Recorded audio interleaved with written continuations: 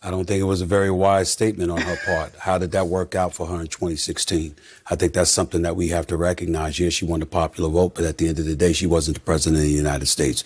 It was him.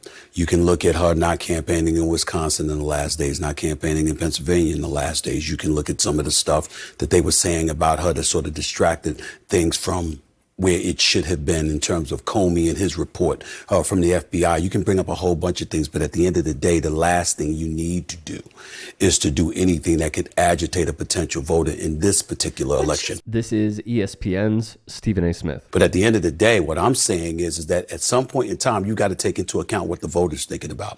The voters, a lot of them out there, tens of millions of them out there, by the way, don't care what he's going through right now. They don't care about his guilt or innocence, his perceived guilt or innocence. They don't care about the 91 counts. They're thinking about their lives. And a lot of times we see politicians taking the positions that they're taking. And while we can respect their candor and their honesty, they do seem a bit detached at times from what the voters are actually feeling and what the voters are actually thinking. Nobody wants to hear that from Hillary Rodham Clinton at this particular moment in time, because especially if you're Joe Biden, what are you really worried about right now? You're worried about folks coming to the polls. Giving the most obvious take one could give. Now, before we get into it, if you can, please do become a channel member at youtube.com/TYT Sports to keep us afloat, and or go to tyt.com/join. In addition, you can follow me on Twitter, Instagram, and TikTok. Appreciate the love. I'm going to go against the grain here because I saw, let's just call it like centrist liberal Twitter gushing over this. And it's all because they agree with Stephen A., which is fine, but the patting on the back is going over the top, in my opinion. This is a man who said that he wanted Chris Christie to be president. Chris Christie was someone who bent over backwards when he could not defeat Donald Trump. Chris Christie is a man who helped Donald Trump prepare for the debates. He was there until the very end, only when he saw the ship sinking. That was it. So that's a terrible decision. Second, go back and look at Stephen A.'s comments about Shohei Ohtani. Go back and look at Stephen A.'s comments about the Nigerian basketball team at the Olympics. Go back and look at his comments about Christine Blasey Ford and Brett Kavanaugh.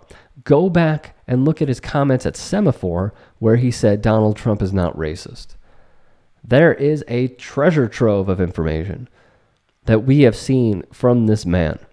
And we also need to understand that he also sees a model that will still be there. As long as live sports are on, they'll be cool. But there is daily programming that continues to be canceled over and over again on the Worldwide Leader. And he sees, too, a sinking ship. But it will not ever really sink. It'll just be downsized and downsized and downsized.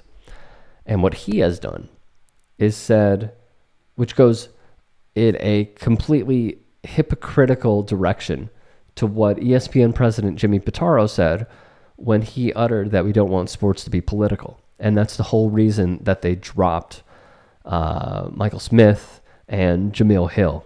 Obviously, Jamil made comments that were true, but they dropped them because they thought it was a little too political. And now Stephen A.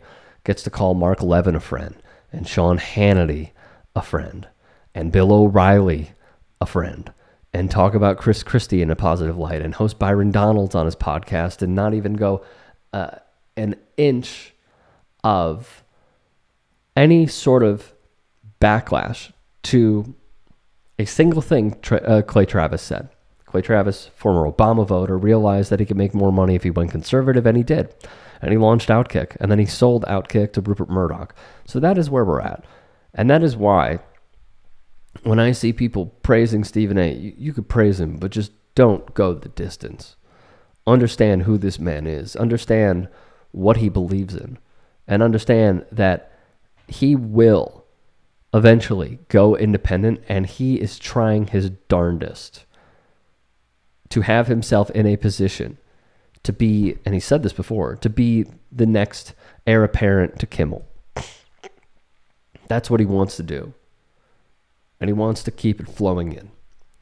On the Hillary point, we have to be very clear about what we're seeing here. This is a dinosaur who is part of the well-off establishment in politics, who's quite literally at the top and is telling us to get over it. We will not get over it because no one is happy about this election. She's saying that because she wants the liberal, slay queens, yes queens, to go, oh, Hillary, you're great. Oh, Hillary, you're great. She deserves so much criticism for this quote. And it's only because she only wants one person. Because potentially other people who could be slightly outside of the machine would threaten what they have, which is power and wealth. It's not lost on us as well. I know I'm rambling here. It's not lost on us as well. You lost to the easiest, most beatable candidate. You did. Campaign was terrible. Your past remarks were terrible. And they thought it was a slam dunk. And they got swatted right at the rim. I'm disappointed in what she said, but I'm not shocked.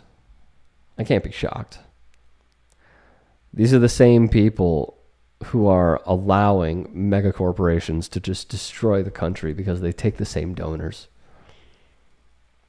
So I hate it.